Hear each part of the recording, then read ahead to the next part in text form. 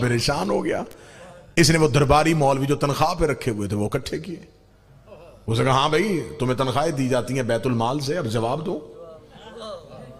उन्होंने कहा जवाब लम्हों में मिल सकता था अगर अली को बुला लेते। ये दहरिया यहां से शर्मिंदा होकर पलट सकता था अगर हम अली को बुलाएं।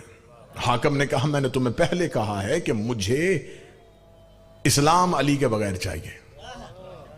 हर सवाल के लिए अली के पास जाएं, हर सवाल के लिए अली के पास जाएं, तुम इसका कोई जवाब तलाश करो। उन्होंने कहा फिर जवाब तलाश करने के लिए वक्त चाहिए। कितना? उन्होंने कहा 3 दिन। हाकिम ने दहरिया से कहा कि 3 दिन के अंदर तुम्हें सवाल का जवाब मिल जाएगा। दहरिया चला गया। 30वें दिन को दहरिया दरबार में आके खड़ा होगा। उसने कहा लाएं जी सवाल का जवाब।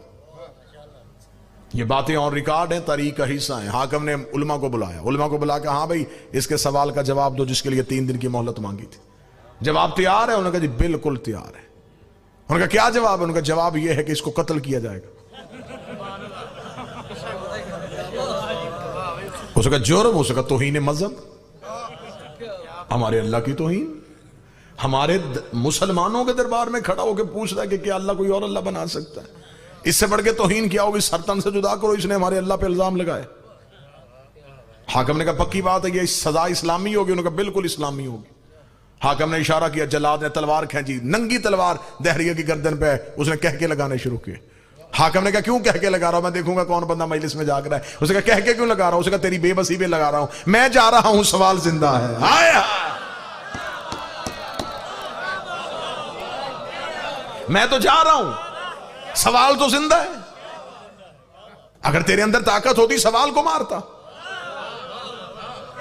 उसका तेरी बेबसी पे मुझे हंसी आ रही है। अभी तो मेरी गर्दन काटेगा, मेरी लाश दरबार से बाहर फेंकेगा, लोग पूछेंगे क्यों मारा? तू वजह बताएगा। वो वजह एक से दूसरे के तीसरे कान में जाएगी। ये वजह इतनी फैल जाएगी कि मेरा सवाल एक दिन मजहब बन जाएगा। मैं उस मजहब का बानी हो जाऊंगा। जब तक सवाल का जवाब नहीं दिया जाएगा तब तक मेरा नाम जिंदा रहेगा। हाकिम ने कहा फौरन जला से तलवार उठाओ। अब मारे तो फिर मरते, छोड़े तो फिर मरते। वल्लाह बा खुदा मुझे मिंबर के तकद्दुस कसम दोनों तरफ सरकार बाबुल हवा इसका अलम है। ये बातें हिस्ट्री का हिस्सा है। दरबारी उलमा से कहा गया किसी तरीके से दहरिया को वापस भेजो। उन्होंने कहा फिर एक ही तरीका है, आयत कुरान से वापस ले लेते। इन्नल्लाह अला कुल्लि शैइन कदीर की आयत को कुरान से वापस ले लेते और कह देते हैं ये आयत कुरान का हिस्सा नहीं। इधर कुरान की हुर्मत पे छुरी चलने लगी। या दरबार के कोने से बूढ़ा उठ के खड़ा हो गया, उसे दहरिया की कलाई पे हाथ रखा। आ तुझे उसके पास लेके जाऊं जो वारिस कुरान।